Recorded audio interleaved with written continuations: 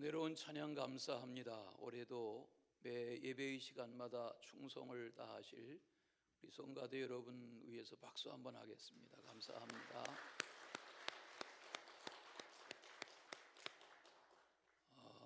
지난 연말에 누가 저한테 카톡으로 피자를 보내준다 그러면서 이렇게 썼어요. 얼굴을 피자, 어깨를 피자, 주름을 피자, 뭐 이렇게 해서 보내왔어요. 옆에 분과 인사하겠습니다. 피고 삽시다. 네.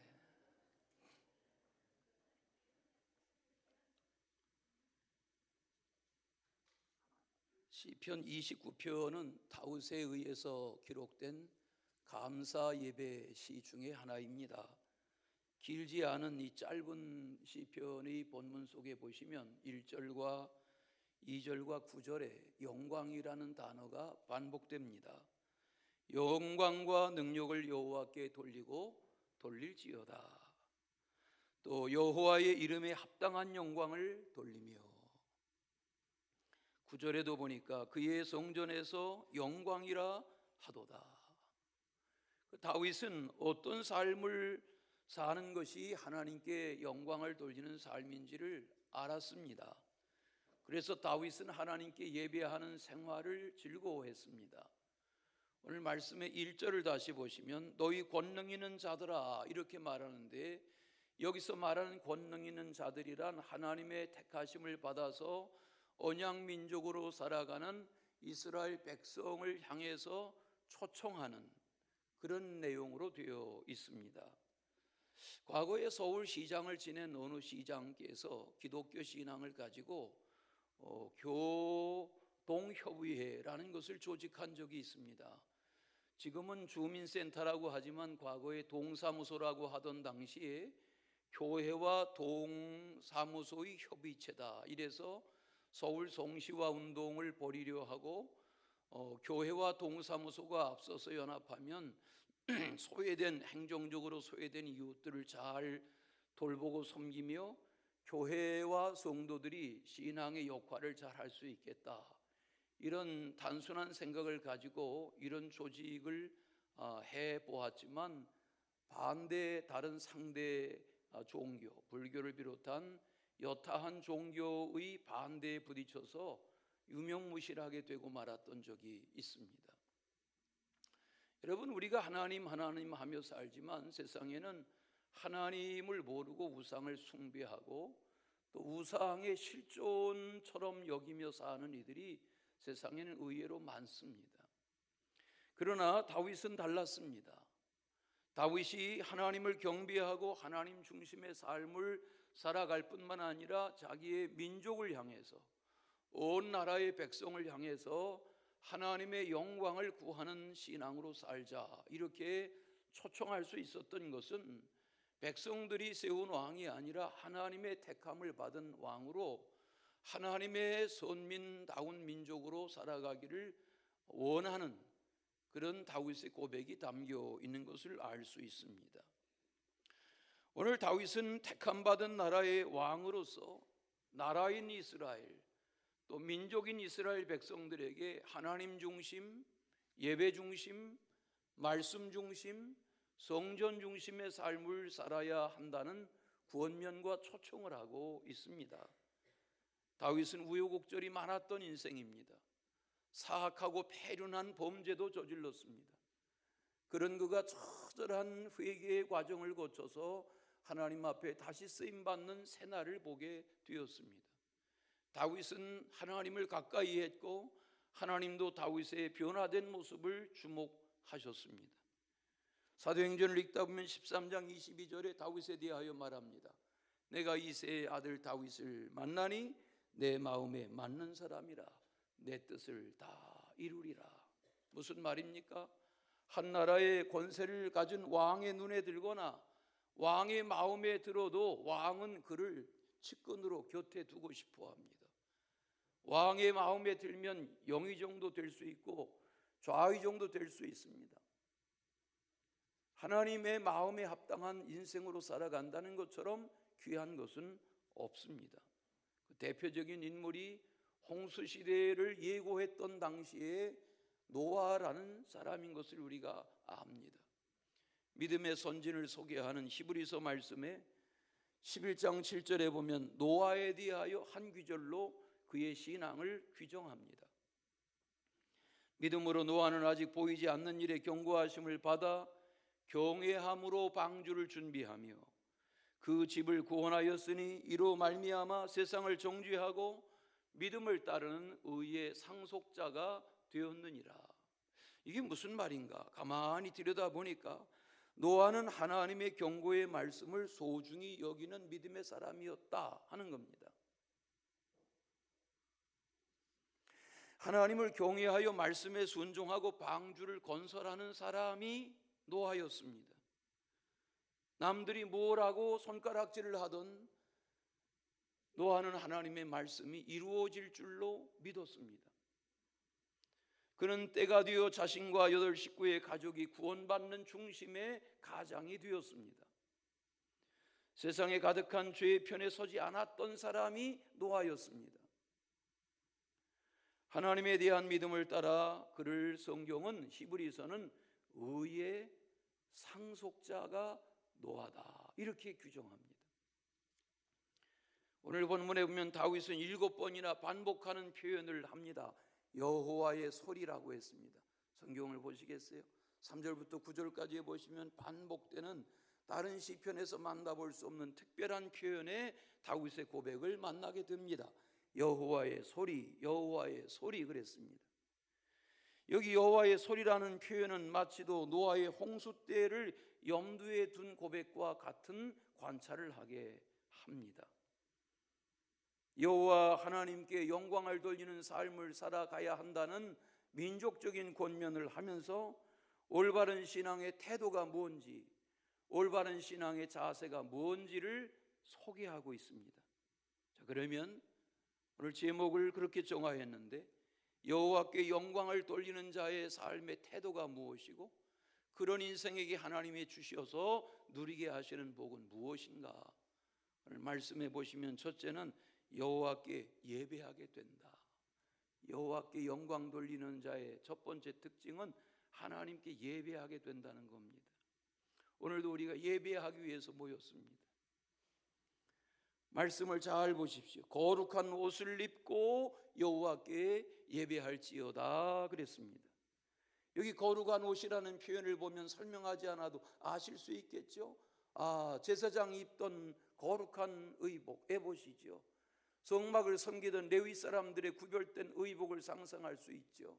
오늘날 우리도 마찬가지죠. 성가대가 가운을 입습니다. 봉헌할 때 봉헌위원들이 가운을 입습니다. 저도 절기를 따라 가운을 입습니다. 가운을 입는다는 것은 무엇입니까? 가운은 앞으로 단추를 끼지 않습니다. 뒤로 되게 단추를 낍니다. 가리우는 것입니다.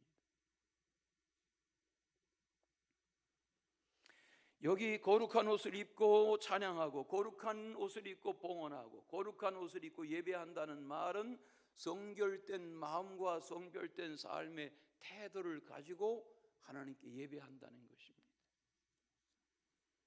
하나님은 거룩한 영이셔서 거룩한 예배자들을 만나기를 원하시는 것입니다. 오늘 새해 첫 주일 예배하는 어른아이 여러분 모두가 거룩한 예배의 시간이 되시기를 바랍니다. 우리가 부르는 찬송 중에 8장 찬송에 거룩 거룩 거룩 이런 가사로 이어지는 찬송이 있습니다. 거룩하시다는 것입니다. 거룩 거룩 거룩 전능하신 주님, 천지 만물 모든 것이 주님을 찬송합니다. 이런 우렁찬 찬양을 찬양합니다. 찬양을 8장의 이 거룩 거룩이란 찬양을 펼쳐보면 1826년에 쓰여진 가사에 곡이 붙여졌다는 설명을 보게 됩니다. 200년 동안 지난 교회는, 지난 역사의 성도들은 이 거룩한 찬양을 부르고 불러왔습니다. 왜? 하나님은 거룩한 분이시니까. 오늘 말씀해 보시면 이 시편 29편은 3000년 전에 다윗의 고백에 곡을 붙여서 하나님 앞에 예배할 때마다 감사하는 예배시로, 감사하는 예배 찬양으로 불려진 3000년의 역사와 뿌리를 가진 신앙의 고백입니다. 노아가 그러하였던 것처럼 가는 곳마다, 에녹도 하나님과 동행했다는 말은 하나님께 예배하는 삶을 살았다는 말이죠. 다윗이 그런 예배를 즐거워했던 인생이죠. 아브라함도 가는 곳마다 단을 쌓았다 했습니다. 단을 쌓았다는 말이 제사하였다, 예배하였다는 말이죠. 오늘 말씀 2절 끝에 예배할지어다, 밑줄 쳐보시겠어요? 예배할지어다라는 말은 공동번역에 보니까 여호와께 머리를 조아려라. 세번역 성경에 보니까 주님 앞에 무릎을 꿇어 엎드려라. 현대인의 성경에 보니까 그에게 경배하라 그랬습니다. 신앙생활의 일조가 뭡니까? 하나님께 예배하는 겁니다. 하나님은 이스라엘 민족을 뽑아내신 목적이 애굽에 무슨 먹을 것이 없고 입을 것이 없어서 뽑아내신 것이 아니라 하나님께 예배하는 민족으로 삼으시려고 뽑아내신 것입니다. 출애굽기 5장에 보면 거기 4장 이어지는 내용에 어디서 사는지 알지 못하던 형 아론을 모세가 왕궁을 떠난 지가 40년인데 왕궁에 들어간 이후로 만난 적이 없는, 어렸을 적 이후에 80여 년 헤어져서 만난 적이 없는 형 아론을 하나님이 만나게 하세요. 그리고 애굽에 내려가게 하시고 애굽의 노예 백성으로 지내는 저들의 장로들을 다 불러 모으게 하세요. 그리고 바로 앞에 나아가라 하신 하나님의 말씀을 수기해요. 그리고 날이 정해지고 모세와 아론이 바로 왕 앞에 나가요. 백성을 내어달라 해요. 여러분 상상이 되십니까? 남루한 목장에 두 노인이 임금에게, 애굽의 임금에게 나타나서 어떻게 만난지도 기적이죠. 지금으로 말하면 어디 광야에 살던 저 몽골에 목축하던 두 노인이 어떻게 미국의 백악관에 가서 조 바이든 대통령을 만나가지고 면회하는 그런 장면 같지 않아요? 어떻게 이런 이스라엘의 두 노인이 애굽의, 당시에 애굽은 최고의 강국인데 애굽의 왕을 만나서 왕에게 요청하는데 내 백성 내어주세요. 왜 데리고 가려고 하느냐? 왜 애굽을 떠나려 하느냐? 그렇게 왕이 물을 때 대답한 대답이 출애굽기 5장 1절에 보면 이렇게 나옵니다. 이스라엘의 하나님 여호와께서 이렇게 말씀하시기를 내 백성을 보내라. 그러면 그들이 광야에서 내 앞에 절기를 지킬 것이니라. 절기 지키는 민족으로, 제사하는 민족으로, 예배하는 민족으로 삼으시려고 애굽에서 나가게 해달라는 요청을 한 것입니다. 출애굽기 5장을 차근차근 다 읽다 보면 3절에 8절에 17절에 반복해서 애굽의 바로에게 말합니다. 여호와께 제사를 드려야 된다. 오늘 이렇게 첫 주일 예배하시는데 올 한 해 52주 동안 주일 예배를 소중히 여기시기 바랍니다. 네, 주일날 누가 친척이 사돈이 결혼식 한다 그러면 부조 보내고 마세요. 교통비까지 보태서 난 주일날은 결혼식 축하하러 한가. 애들 끌고 놀러 다니지 마시고 52주 주일을 생명처럼 지키는, 제가 늘 이야기하잖아요. 전도사 시절에 주일 오후에 병원 예배 가 보니까 링거병을 달고 오줌 주머니를 달고 휠체어에 가족이 밀고 쇳덩어리로 수술을 마친 다리를 천장에 메어 달고 그러고 예배하러 오는 성도들을 보면서 야, 예배가 얼마나 드리고 싶으면 우리 예배를 소중히 여기는, 예배를 생명처럼 여기는 그런 한 해가 되시기를 바랍니다. 예배를 소중히 여긴다는 말은 하나님을 중요시하며 산다는 말입니다. 하나님 중심으로 살면 하나님이 예배자를 주목하세요.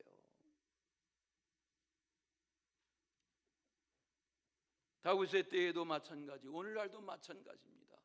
하나님께 영광을 돌리는 길이 무엇인가? 그 대답은 무엇입니까? 예배하는 것입니다.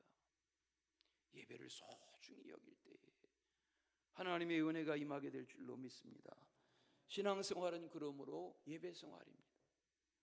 예배 생활이 믿음 생활의 시작입니다. 예배 생활이 신앙 생활의 전부입니다. 예배가 무너지면 삶이 무너지고, 예배가 등한해지면 삶이 하나님으로부터 외면당하고 맙니다. 요한복음 4장 23절 24절 유명한 말씀이죠. 화면을 보시고 다 같이, 아버지께 참되게 예배하는 자들은 영과 진리로 예배할 때가 원하니 곧 이때라. 아버지께서는 자기에게 이렇게 예배하는 자들을 찾으시느니라. 하나님은 영이시니 예배하는 자가 영과 진리로 예배할지니라. 아멘. 이 무슨 말이에요? 수가성 여인의 그 사건, 물 한 그릇 따오 했던 그 사건 속에 예수님이 누구신지를 알게 된 여인에게 예배의 가치를 가르쳐 주신 소중한 말씀 아닙니까? 예배는 영과, 예배는 진리로 하나님께 나아가는 행위입니다.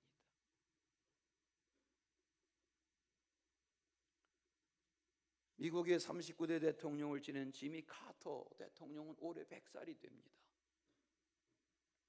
물론 그가 암 수술도 하고 많이 쇠약해져 있지요. 지난해 11월 19일에 부인 로잘린 여사가 96세로 세상을 떠났습니다.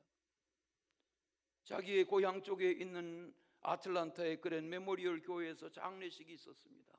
결혼 생활 77년 만에 아내가 앞서갔습니다. 77년을 함께했습니다. 로잘린 여사는 4남매 가정의 맏딸인데 아버지가 13살 때 돌아가셨습니다. 넉넉하지 않은 농사하는 가정이었습니다.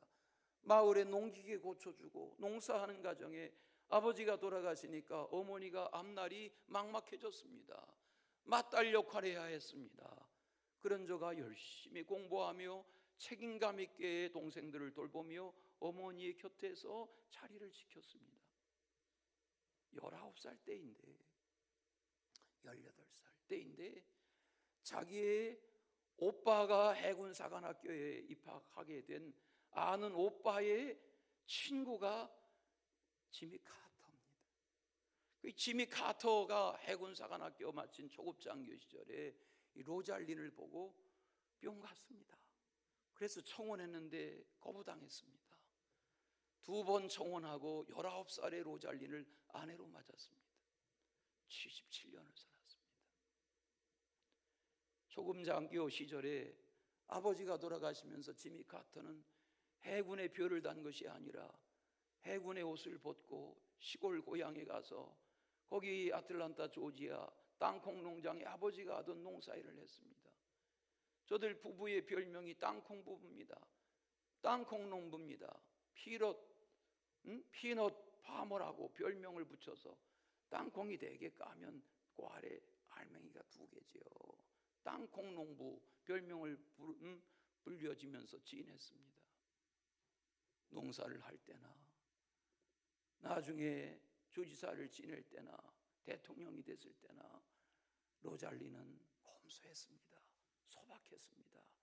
그리고 지혜로웠습니다. 그는 역사에 많은 용부인들이 있지만 역할을 잘한 용부인으로 유명합니다. 임기가 끝난 후에도 재선하진 못했지만 가난한 이웃들 세계를 날아다니며 헤비타트 운동한 거 우리가 설명할 필요가 없습니다. 감리교에서 결혼시켰습니다. 평생 침례교회를 떠난 적이 없습니다. 마을 사람이 500명밖에 안 되는 그런 시골 마을에 그런 침례교회를 50년 이상 주일을 빠진 적이 없습니다. 이 지미 카터 대통령이 목사님의 설교도 유명하지만 장년부 성경 공부반을 이렇게 늘 속회처럼 한 거죠. 속회를 맡아서 운영하는데 그 소문이 나니까 주일날 속회를 드리면 오후에 관광객들이 지미 카터 할아버지를 만나고 싶어가지고 얼마나 많은 사람들이 쇄도해서 그 성경 공부를 경험하고 싶어서.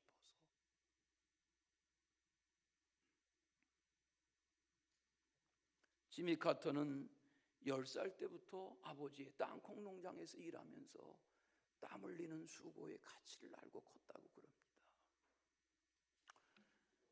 나중에 저가 초급자 항교로 잠수함에도 근무하고 늘 바다에서 배에서 지내는데 하이먼 리커버라는 해군 제독을 만날 기회가 있었어요.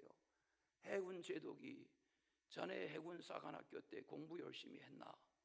몇 등 했나? 이렇게 물으니까 예, 제가 820명 중에서 59등 했습니다. 최선을 다했나? 그렇게 하지는 못했습니다. 조금은 어영부영한 것 같습니다. 그때 해군 제독이 Why not the best? 자네 왜 최선을 다하지 않았나? 초급 장교인 지미 카터가 얼굴이 빨개졌습니다. 충격에 빠졌습니다. 그리고 그 말이 자기의 나중 생애의 좌우명이 됐다고 합니다. 자네 왜 최선을 다할 기회를 놓쳤나? 올 한 해 최선의 예배자가 되십시다. 직장입니까? 가정일입니까? 자녀를 돌보십니까? 예배자입니까? 사업을 하십니까? 사람에게 하듯하지 말고 예배자답게 최선의 마음가짐을 갖는 그런 축복이 있으시기를 축원합니다. 두 번째는 여호와께서 주시는 힘을 입게 된다. 누가 하나님의 영광을 구하며 사는 인생은 하나님이 힘을 있게 해주신다는 겁니다. 10절에 보면 다윗은 하나님을 영원하도록 왕으로 좌정하신다 그랬습니다. 10절에 하나님을 왕이라고 그랬습니다. 하나님은 많은 부류에 계신 왕이십니다. 3절, 7절, 9절까지 7번 반복되는 여호와의 소리라는 말은 하나님의 무한하고 광대하심을 표현하는 표현으로 여호와의 소리라는 말을 했습니다. 여기 우레소리라는 말은 천둥소리입니다. 7절에 화염이라는 말은 번개입니다. 어렸을 적 시골에 막 태풍이 몰려오고 밤새 소낙비가 쏟아지고, 그러면 저희 시골집은 과거에 함석지붕이었어요. 초가지붕을 걷어내고 함석지붕을 했었는데 함석지붕에 막 천둥 번개가 치고 지붕을 밤새도록 비가 때리면 가관입니다. 잠이 오지 않습니다. 무섭습니다. 하늘이 갈라지고 화염이 번개가 쫘자작 뇌성소리가 나면 세상이 끝나는 것 같습니다. 오늘 이야기는 그런 이야기입니다. 노아의 때에 어느 날 갑자기 맑은 하늘에서 천둥과 번개가 치더니 40주야로 하늘에 구멍이 뚫린 듯 40주야로 비가 내려 천지를 다 덮습니다. 여호와의 소리 앞에 인생은 잠잠해질 수밖에 없습니다. 오늘 말씀해 보십시오. 큰 비를 내리십니다. 거센 바람이 붑니다. 레바논의 백향목이 나무 뿌리가 들송아지같이 뛰어 다 나무가 뽑혀나갑니다. 여러분 태풍의 이런 광경 목격하신 적 있으시죠? 6절에 레바논, 8절에 가데스라는 말은 북쪽 끝에서 남쪽 끝까지 팔레스틴의 천지에 하나님의 이 뇌성과 번개 속에 남아있을 것이 하나도 없다, 그 이야기입니다. 하나님이 힘을 발하시니까 천지가 진동합니다. 하나님의 권능 앞에 세상이 다, 성경에 보니까 여호와의 소리 앞에 암사슴이 낙태하게 되고, 삼림이 뭐예요? 빽빽한 삼림이 여호와의 소리 앞에 말갛게 발가벗겨진다고 말합니다. 여기서 암사슴은 인생을 말합니다. 여기서 삼림은 우리가 몸담고 사는 세상을 말합니다. 하나님이 보호하지 아니하시면 인생이 연약합니다.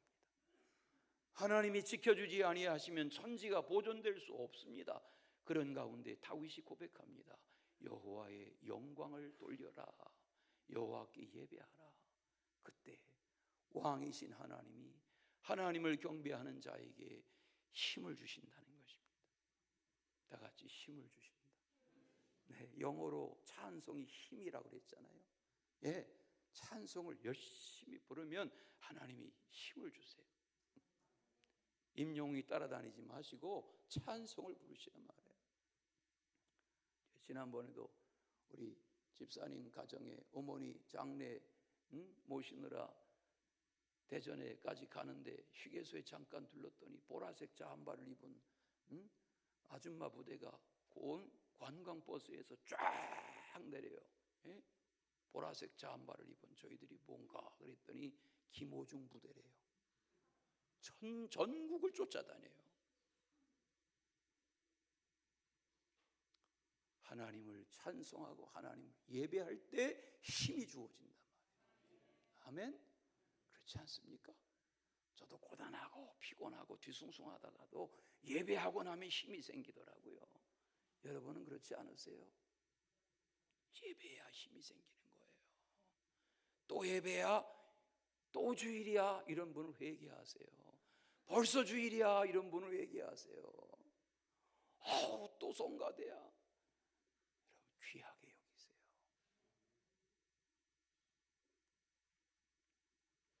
여기 힘이라는 말은 은혜라는 말입니다. 능력이라는 말입니다. 믿음이라는 말입니다. 누구에게서 은혜가 주어지나요?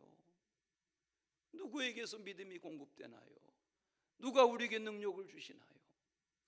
하나님이 힘이세요. 하나님이 힘을 주지 아니하시면, 제가 늘 쉬운 비유로 말하죠. 하나님이 힘을 주지 아니하시면 내가 덮고자 한 이불도 걷지 못해요. 문고리도 잡지 못해요. 하나님이 내게 맥을 푸시는 순간 인생은 암사슴처럼 연약해지고 말아요. 올 한해 예배를 소중히 여기십시다. 고3 학생들 예배에 왔어요? 학원 가지 마. 학원 선생님하고 담판을 해요. 처음부터 첫 시간부터 선생님 제가 학원 수강료 다 내고 열심히 할 테고 주일날은 교회 가야 됩니다. 그렇게 해야지. 그렇게 안 하면 다 놓쳐버립니다. 군대 갔다 오면 놓쳐버립니다. 고3 되면 놓쳐버립니다. 예배의 자로 살아갈 때 하나님이 힘주시는 줄로 믿습니다. 시편 18편 1절에 이 다윗이 뭐라고 고백합니까? 나의 힘이신 여호와여, 내가 주님을 사랑합니다. 하나님이 힘이시라는 거예요. 시편 18편 31절 32절 쭉 읽다 보면 이렇게 말씀합니다. 화면에 띄워주시겠어요? 다 같이 화면 보시고, 여호와 외에 누가 하나님이요? 우리 하나님이 누가 반석이냐? 이 하나님이 힘으로 내게 띠띠우시며 내 길을 완전하게 하시며 그랬어요. 하나님이 뭐로 힘을 주신다고요? 하나님이 힘으로 내게 띠를 띄워주신다고요.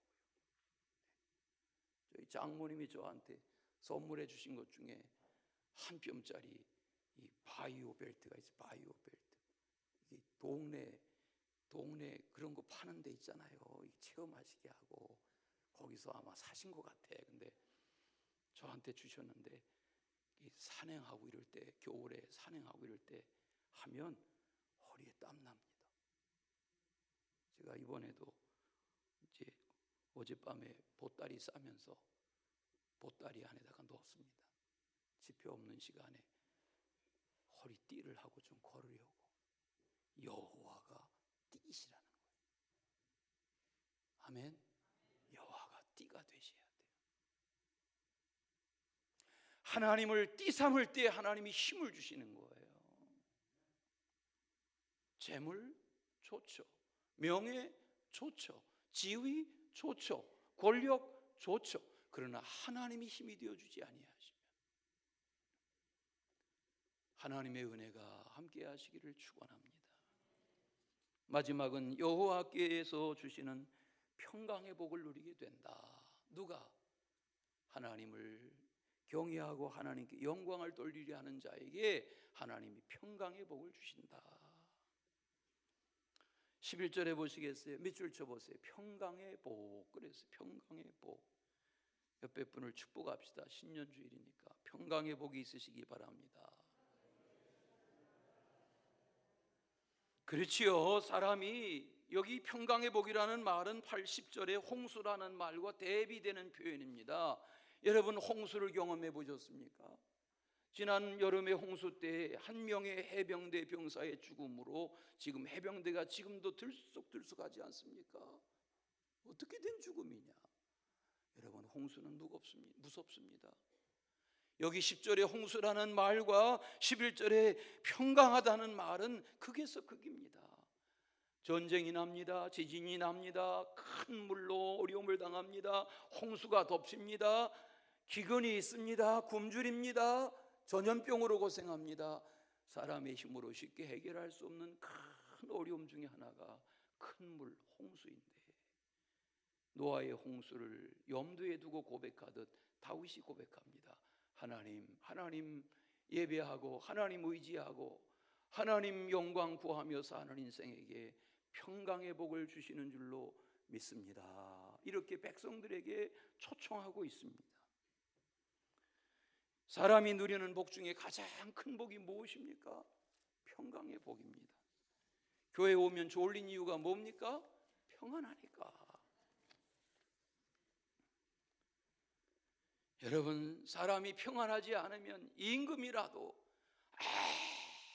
아무리 왕궁에 거해도, 아무리 좋은 금상첨화에 살아도, 아무리 산의 진미를 먹어도, 지금으로 말하면 아무리 부해도, 아무리 운동장 같은 집에 누워도, 아무리 남들은 만져보지도 못하는 차를 타도, 남들은 먹어보지도 못한, 구경도 못한 음식을 끼니마다 먹어도 내 마음에 평강이 공급되지 않는다면 무슨 소용이 있습니까?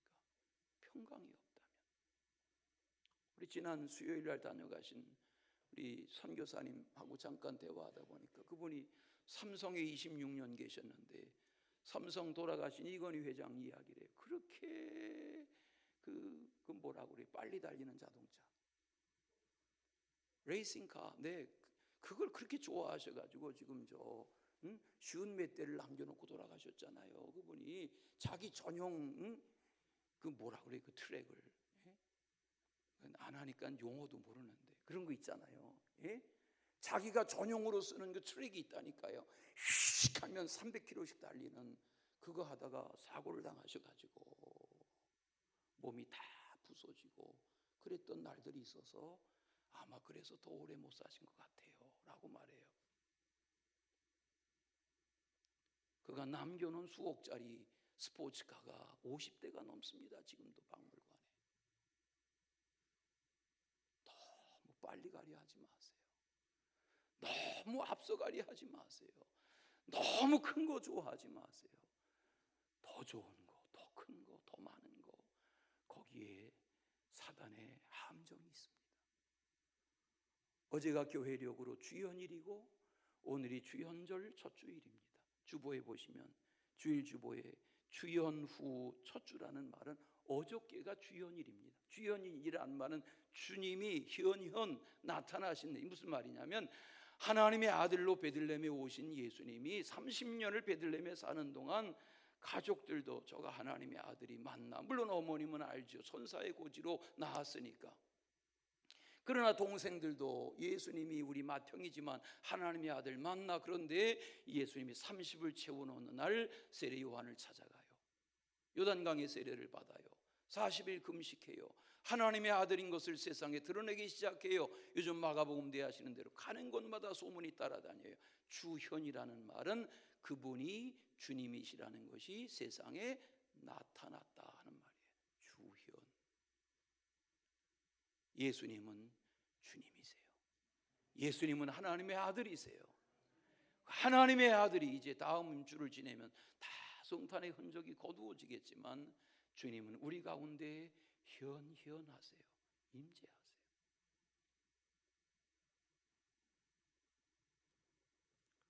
이사야서를 읽다 보면 2장 12절에 대저만군의 여호와의 날이 모든 교만한 자와 거만한 자와 자고한 자에게 이 말이니 그들이 낮아질 것이다, 이런 말씀이 나옵니다.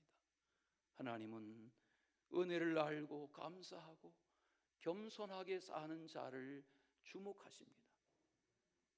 이사야서 2장 12절 말씀처럼 교만하게 살고 거만하게 살고 자고하며 사는 인생들을 하나님이 낮추신다고 했습니다. 그 뒤에 말씀을 읽어보니까 우리의 마음을 겸손하게 합니다. 화면을 보시고 우리 한번 읽겠습니다. 이사야서 2장 17절부터 22절까지 말씀인데 설명하지 않겠습니다. 3층의 어린아이들도 같이 읽읍시다. 다 같이 큰 소리로. 그날에 자고한 자는 굴복되며 교만한 자는 낮아지고 여호와께서 홀로 높임을 받으실 것이요 우상들은 온전히 없어질 것이며 사람들이 아멸과 토굴로 들어가서 여호와께서 땅을 진동시키려고 일어나실 때에 그의 위엄과 그 광대하심의 영광을 피할 것이라. 사람이 자기를 위하여 경배하려고 만들었던 은우상과 구무상을 그날에 두더지와 박쥐에게 던지고 아멸과 험악한 바위 틈에 들어가서 여호와께서 땅을 진동시키려고 일어나실 때에 그의 위엄과 그 광대하심의 영광을 피하리라. 너희는 인생을 의지하지 말라. 그의 호흡은 코에 있나니 쇠말 가치가 어디 있느냐. 호흡이 끊어지면 아무것도 아닌 인생 의지하지 말고 하나님 의지하라 말이에요. 아멘. 여호와를 의지할 때에 겸손한 마음으로 은혜를 갈급해하며 하나님 의지할 때에 하나님이 함께 하실 줄로 믿습니다. 11절을 보십시다. 거기 보면 여호와께서 자기 백성에게라는 말씀을 2번이나 반복하셨습니다. 하나님이 아무에게나 힘을 주시나요? 하나님이 아무에게나 평강의 복을 주시나요? 오늘 11절 성경 말씀을 잘 보십시오. 하나님은 누구에게 힘을 주시나요? 자기 백성에게. 하나님은 누구에게 평강의 은혜를 주시나요? 자기 백성에게. 예수님의 오심도 마찬가지입니다. 저가 아들을 낳으리니 그 이름을 예수라 하라. 저가 자기 백성을 구원하신다고 그랬습니다. 누구나 다 구원받는 것 아닙니다. 교회 마당만 밟는 이들도 있습니다. 구원은 하나님의 백성이 받는 것입니다. 요한복음 14장 27절에 보면 예수님께서 말씀하시는 평안은 세상이 주는 평안과 같지 아니하다고 그랬습니다. 여기 평강, 평화, 평안은 하나님이 주시는 것입니다. 개인적으로도 즐겨하는 찬양 중에 평화 평화로다 하늘 위에도 내려오네, 이 찬양을 즐겨하는데 맞습니다. 평강은 하나님이 하나님의 백성에게, 하나님의 사람에게 주시는 복입니다. 그러므로 염려하지 말고 두려워하지 마십시오. 평안을 너에게 주노라. 세상이 줄 수 없는, 세상이 알 수도 없는 평안을 너에게 주노라. 이 찬양이 여러분의 삶에 물결치시기를 축원합니다. 사랑의 주 하나님 아버지, 새해를 맞았습니다. 주일을 지킵니다. 하나님의 전에서 예배합니다. 이 예배의 삶이 소중하게 하시고 모든 가족들이 주일마다 예배하기를 마땅히 여기며 하나님 보시기에 합당한 예배자로 살아가게 하여 주시옵소서. 우리에게 힘과 평강을 선물하시는 예수 그리스도 이름으로 기도하옵나이다. 아멘.